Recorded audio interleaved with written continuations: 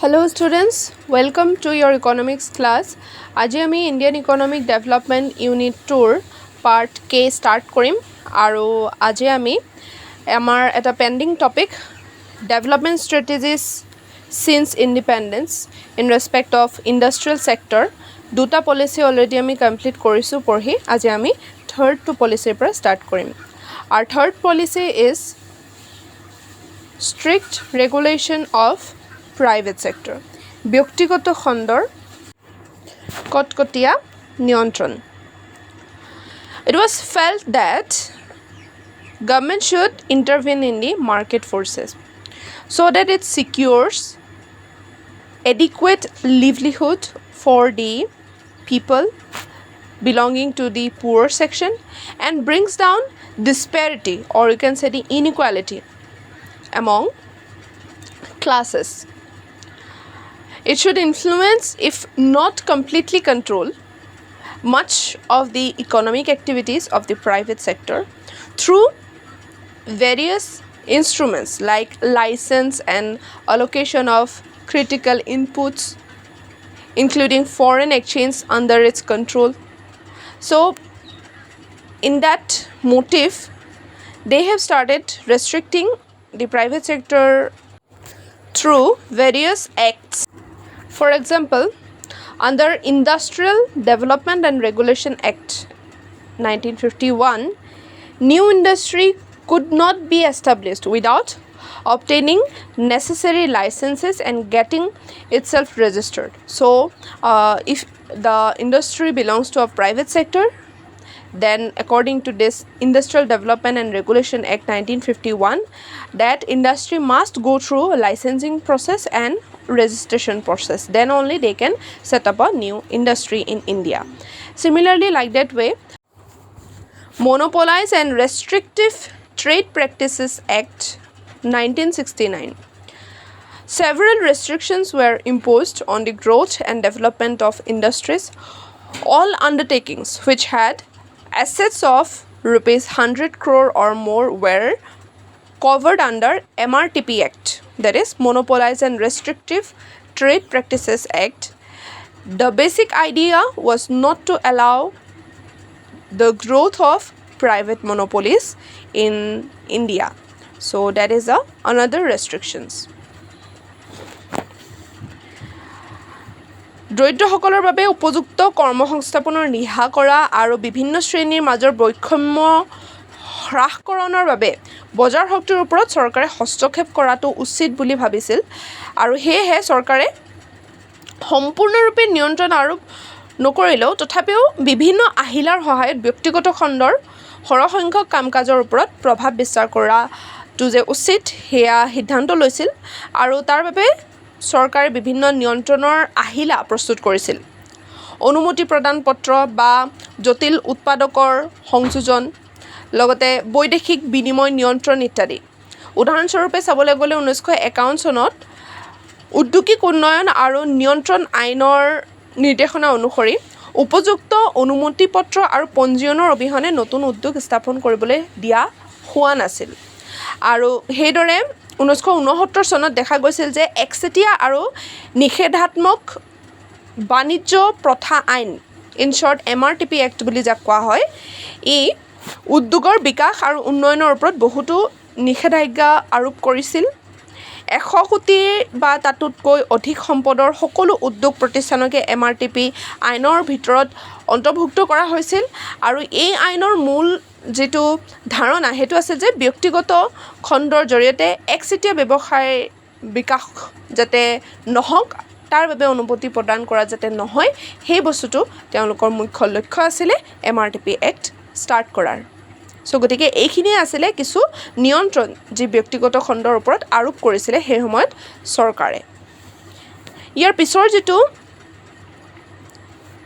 Policy হয় হেতু হৈছে যে ক্ষুদ্ৰ শিল্পসমূহৰ সুৰক্ষা development of small scale industries In 1955, the Village and Small Scale Industries Committee recognized the importance of small scale industries to promote rural development. A small-scale industry is defined with reference to the maximum investment allowed on the asset of a unit. This limit has changed from rupees 5 lakhs in 1951 to present limit of rupees 5 crore. Three features of small scale industries are there. Employment oriented, first one. Second one is that equitable distribution of income and wealth. Last one is quick production. So first definition we will explain as employment oriented. Yes, small scale industries are more labor intensive. That is, they use more labor than the large scale industries, and therefore they generate more employment opportunities. Second one is equitable distribution of income and wealth. Small scale industries ensure a more equitable distribution of income and wealth. That means a equal distribution of income and wealth is promised by small scale industries. This is because of two reasons. First one is that their ownership is widespread and they possess a much larger employment potential as compared to large industries. The third feature is quick production. Small scale industries ensure quick production as they use labor intensive techniques and they can be easily set up in a very short span of time. Thus, small scale industries work as anti-inflationary measure. So, why there is the need for the protection for our small scale industries from the large industries? Small scale industries can compete with large scale industries. Their development requires protection from the large firms.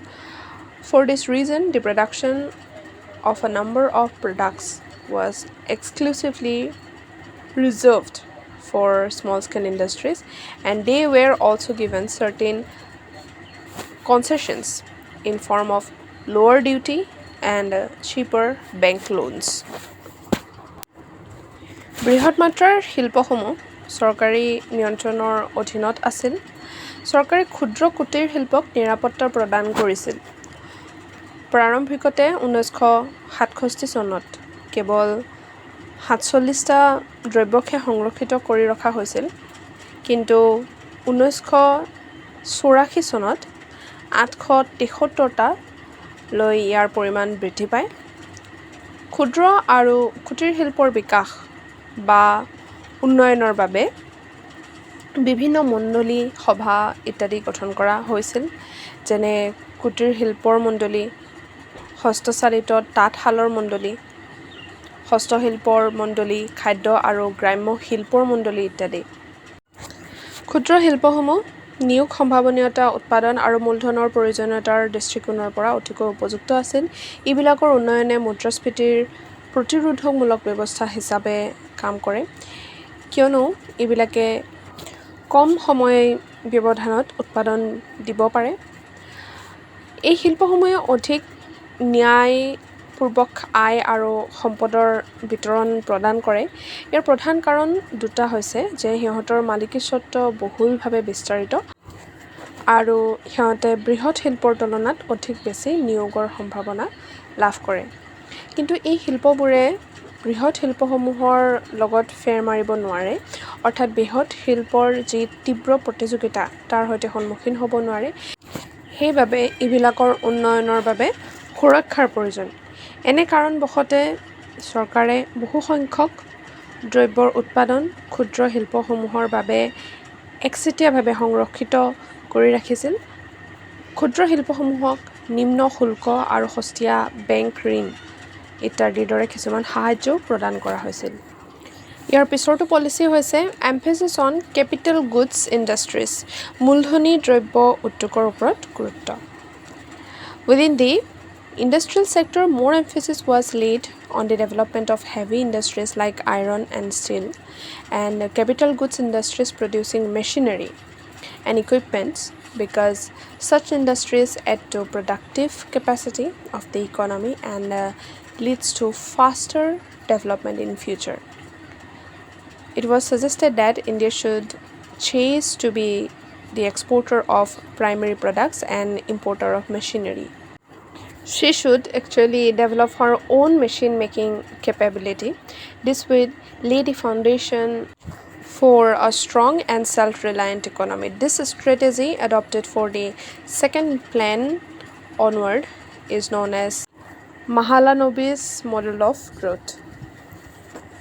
উদ্যোগিক খণ্ডৰ ভিতৰত চৰকাৰে লো আৰু তীখাৰ দৰে গধুৰ উদ্যোগ আৰু যন্ত্ৰপাতি আহিলা উৎপাদন কৰা মূলধনী দ্ৰব্যৰ উদ্যোগসমূহৰ ওপৰত অধিককৈ গুৰুত্ব আৰোপ কৰিছিল, কিয়নো এনেবোৰ উদ্যোগে অৰ্থনীতিখনৰ উৎপাদনী ক্ষমতাক বৃদ্ধি কৰে আৰু ভৱিষ্যতে উন্নয়ন দ্ৰুততৰ কৰি তোলে। সেয়েহে ভাৰত চৰকাৰে ব্ৰিটিছসকলে অৱলম্বন কৰা বাণিজ্যিক আৰ্হিটোৰ যিটো প্ৰাথমিক দ্ৰব্য ৰপ্তানিকাৰী আৰু কাৰিকৰী দ্ৰব্য তথা যন্ত্ৰপাতিৰ আমদানিকাৰী অন্ত পেলাবলৈ চেষ্টা কৰিছিল। ভাৰতে নিজে নিজৰ যন্ত্ৰ নিৰ্মাণ ক্ষমতা অৰ্জন কৰা উচিত।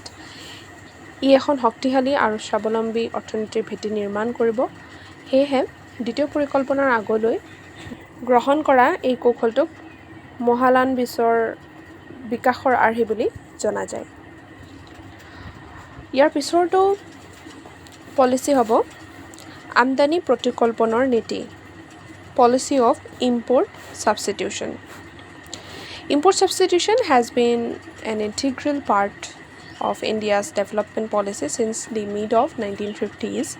Import substitution means replacing the imported goods by domestically produced goods. Under this policy, the government protected the domestic industries from foreign competition. Protection took place in the form of tariff and quotas. Tariffs are a tax on imported goods, which make them costlier. Quotas specify the maximum quantity of imported goods. Tariff and quotas together discourage and restrict imports and therefore protect the domestic production or farms from foreign competition. The policy of protection is based on the notion that industries of developing countries are not in position to compete with those of developed countries. It was believed that if domestic firms or industries were granted protection, they would learn to compete in course of time.